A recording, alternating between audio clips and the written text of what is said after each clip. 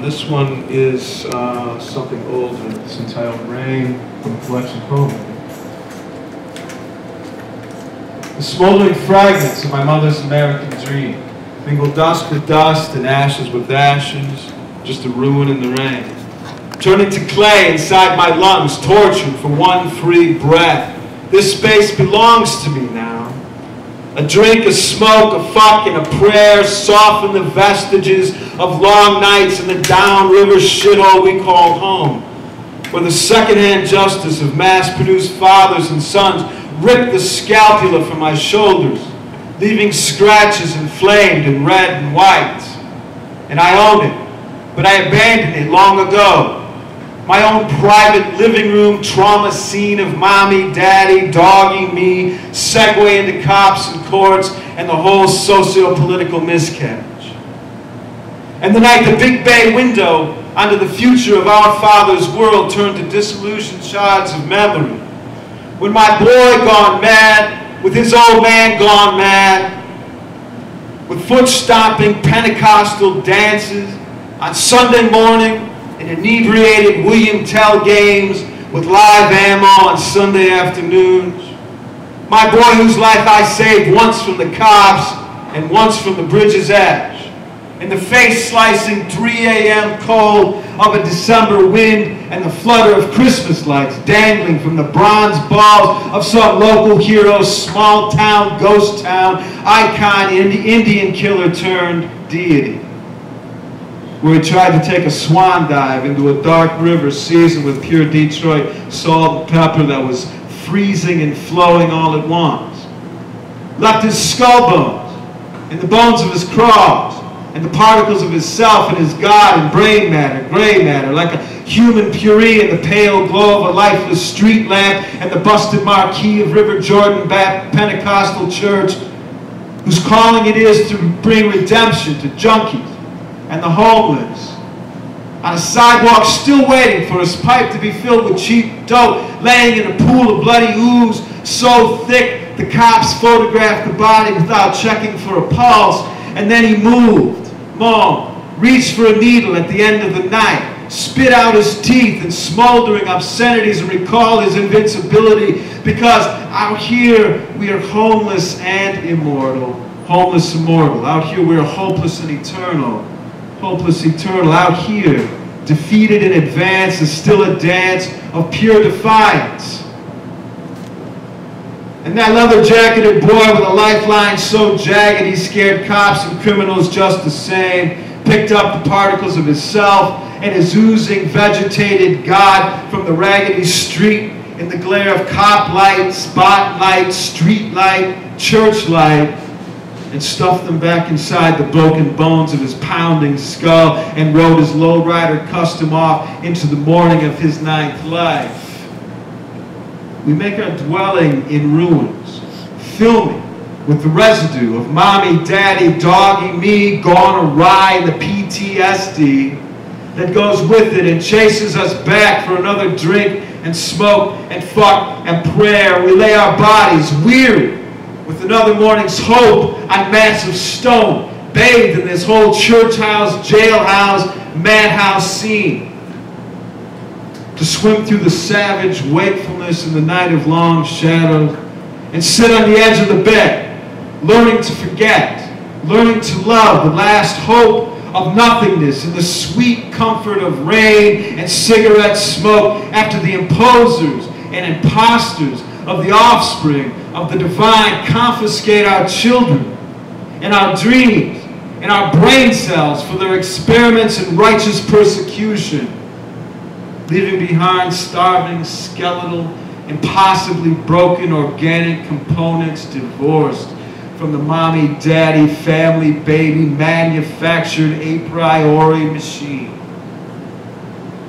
Freeing me to become my brother's keeper and my brother's killer, freeing me to become my father's keeper from the days when he remembered his orphanage, hitching rides across an orphan continent with the residue of wind and sun in his hair, smoke dancing up from the last embers of his last cigarette, whose smoldering flax he quenched to deliver me from evil, smelling sweet in the soft summer rain before he turned with angry fangs and vices of a sanctioned breed, given government clearance for exhibition in the clean light of day to reproduce the savage rhetoric of his abandoning fathers within the mechanism of my resemblance and freed me to become my father's killer.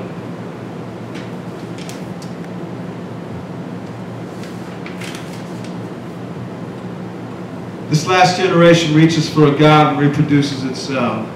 10,000 reproductions, 10,000 selves stamped out on the meta-narrative machinery of the invisible overseers of the American dream and the neo-slavery that is American-style totalitarianism. Plutocracy, blessed and made sacred by corpulent Baptist preachers stuffed with bacon fat and stashing the holy relic naked bones of hungry children in petri dishes under their altars.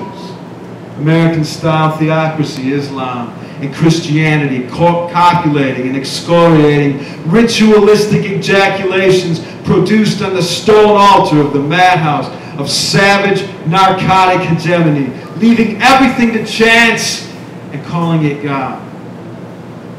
All that remains is defiance and the construct of the loony bin of my imagination or somebody else's.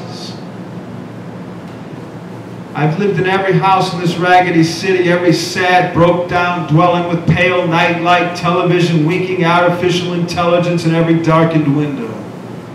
The flickering naked bulb of schizophrenic dreams and nightmares standing in for the sun, moon, and stars. So I can't find fault with the cats I know who sleep as an empty parking place, who nod off on my front porch, aching for a beer to cushion the blow of morning. When the world of the destined majority revs its engines and revisits its relentless cycle of death and consumption, and I find myself aggressively disinterested in the big Milltown machinery and their daddies looking good in their suits and the automatons to which they give birth, manufactured entities in human form, increasingly faceless in their wanderings from one dreamless afternoon to the next, lost inside the slavery of hope.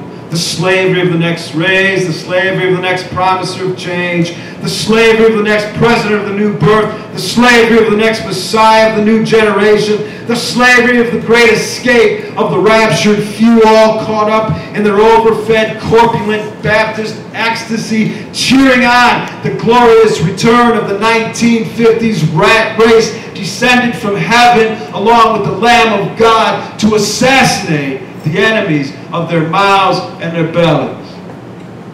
Conspicuously blind and naked before the racist, sexist, hyper-paranoid, slick religiosity of the corporate military complex and the subtle imperialism so pervasive. It puts Nazi Germany to shame, the alienation of subject from object, subject from subject, you from me, bone from marrow, the torture of muscle and sinew in every possible direction in order to maintain the lie that insulates the children of God from culpability and discontent. I left my teeth on a barroom floor, the wink of a bouncer's fat fist, but he didn't knock me down, he didn't shut me up, and I danced with my girl in blood and rage and mockery of the tyranny of the surveilling gaze. And I'm homesick. Homesick in this empty space where hot and cold running parking lot meets urban field overgrown with the thistle of lost memory.